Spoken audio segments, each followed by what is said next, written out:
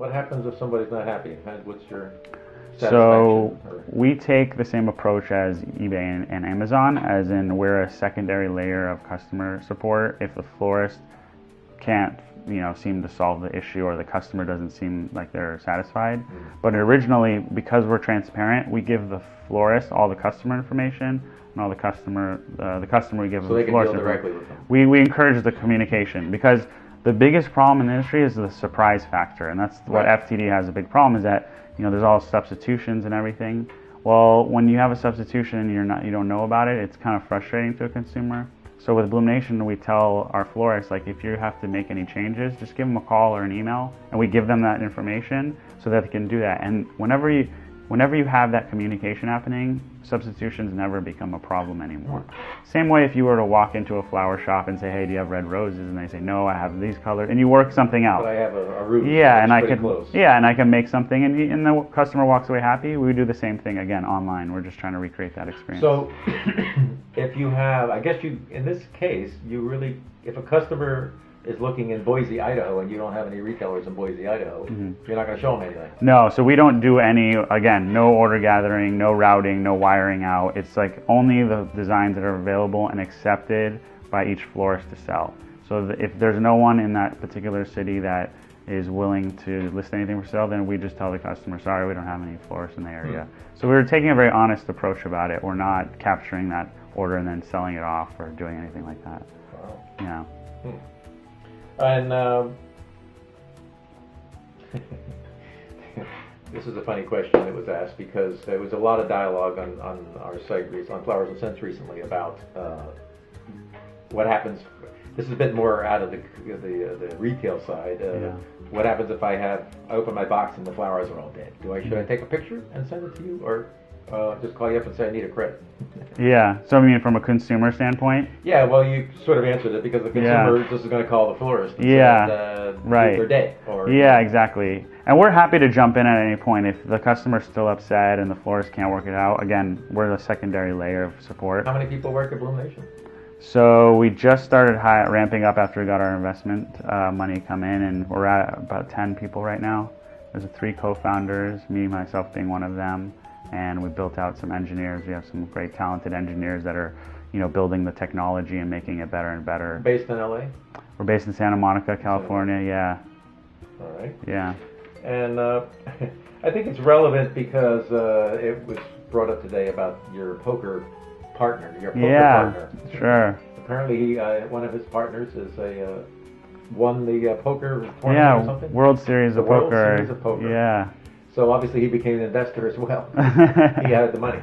Yeah. So early on, the company kind of got started off, with some seed money through a poker game that he played for us, and we were working on the sidelines while he was earning us money, so we can go around building the website for the florist. So you had to sit back and watch him and root him on. Root on. Yeah, exactly. Don't spend all the money. Yeah. Don't waste all the money. We need it to buy a new server. Exactly. Yeah. Huh. So it was very interesting story. I think it's having looked at all these different business models, and clearly everybody jumped on the order gatherer. And it was pretty clever. I'm sort of sorry I didn't, if you want to know the truth. Yeah. Because it was easy money at some point. Sure. If you had a good site, you could find people and route your flowers, find some way to deliver them. And I think in this case, because you are vetting the florist to some degree, I don't know how much you're vetting them, but you're vetting them enough. And do you do follow-ups, or how do you get your feedback? So we started doing more of a curated group. For the last year or so, we've just let florists join, and a free open marketplace, and we still want to keep it that way. But now, like me, I'm flying out, and some of our other co-founders are flying out, meeting different florists in every city, and getting an understanding of which florist respects which florist, and understanding the community.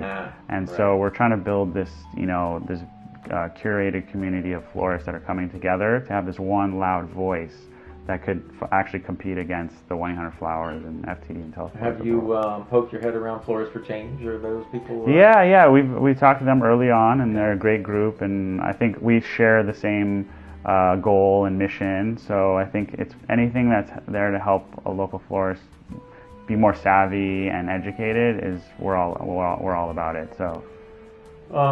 All right, let me put you on the spot a little bit to ask you, look, if you think 5 years out, for instance, what do you see? I mean, the wire services, if nothing else, they're well funded. Mm-hmm. They've got a lot of capital. They've got I don't know if it's a great brand, but they certainly have brands, and they're strong. Yeah. Teleflora being, I think, FTD might even have the stronger brand. Teleflora seems to at least take care of because it's privately owned, they're taking care of the florists a little better than FTD appears to. What do you see in 5 years?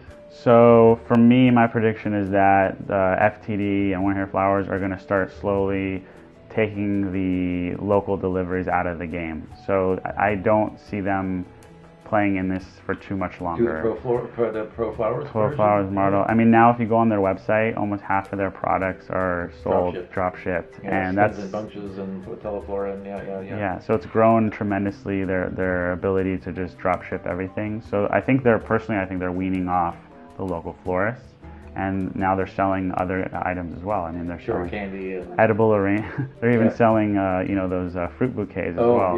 So a lot of new things are coming out because I see that they see their problem needs to be solved, but they don't have the solution for it, and it's just too late for them to change their model. So now they're just shifting and kind of trying not to rely on the florist anymore. So I see One Hair Flowers, FTD, and Pro Flowers kind of becoming the same company in the sense of the business model. And then obviously order gatherers are going to have trouble. I think people like From You Flowers might try to get involved in a wire service game. On top of that, I feel like Bloomnation will become the only real representation of local florists, because we're trying to keep this pure community of just florists, and we're never going to sell our own product. We're never going to have stock photography. We just want it to be like any other marketplace that has become widely successful. Again, I keep referencing it, but like eBay, Amazon, and Etsy, like they've proven that this model works. So we're not reinventing the wheel. We're just applying it to an industry that badly needs it. Well, we've been hearing, and a lot of evidence to support it, that retailers, there are less and less retailers. They've been sort of falling like flies. Yeah. It's a high-risk business, and the turnover is really high. Yeah, it is. So are you finding enough florists to do what you want to do? Yeah, what we've learned is that the ones that are embracing technology, embracing change, understanding consumer behavior are the ones that are still not only surviving, but thriving. And the reality is that there's a lot of florists out there that just don't want to adapt, and they still, unfortunately, when you say call your local florist, I hear that all the time. And I think I understand where it's coming from, but the reality is by saying that, you might not fully understand that like people don't call anymore, and you have to embrace the internet. And so it's hard. It's hard to hear it because I understand their pain, but I also want to like tell them that you need to really understand that you need to embrace the internet, embrace technology, because people are not calling anymore. They really need, I mean, now with your phone you're able to place orders for food delivery in 5 minutes, or you can have a cab pick you up, and so we have to kind of keep adapting. It's adapt or die, right? That's kind of like the mentality. And some of them are dying, and right, some of them have adapted. Yeah. All right. Well, I think that answers enough questions. So one last question I'll ask you. To the retail florists out there in our world that are reading Flowers and Scents, and hopefully we'll be reading the new Flowers and Scents when I get it up. What do you want to tell them? So for me, the most important message is that Bloomnation is a very transparent, pure platform. We're not. A lot of people quickly say like, "Oh, you're another wire service," which is very troubling for us to hear, because we've built it from the ground up to be the opposite of a wire service. We've literally we've turned our backs to the way that they do business, and we've turned our faces towards the most successful marketplaces out there that have proven that models like this work. It just needs the support of the community. So I think, and I understand their fears. I understand being burned several times by these big companies makes it difficult for a new player to come in and say, hey, we're going to do things differently, when they've heard it before. But if you really look at the fundamentals of what we built, like from the details of everything, it's meant to promote the local florist 100%. And there's no caveats, and there's no hidden things behind it. I mean, we're very open about everything that we're doing. So. Well, transparency is pretty important these days. So, no, definitely. That's really important. Yeah. Well, Fawad, I appreciate you coming all this way to visit with me. And, it was a pleasure. Sit down here in our little studio here and have this conversation. Thank you. So enjoy, and you'll be seeing it on Flowers and Scents Thank soon. you so much. My Thank pleasure. you. It's been a pleasure.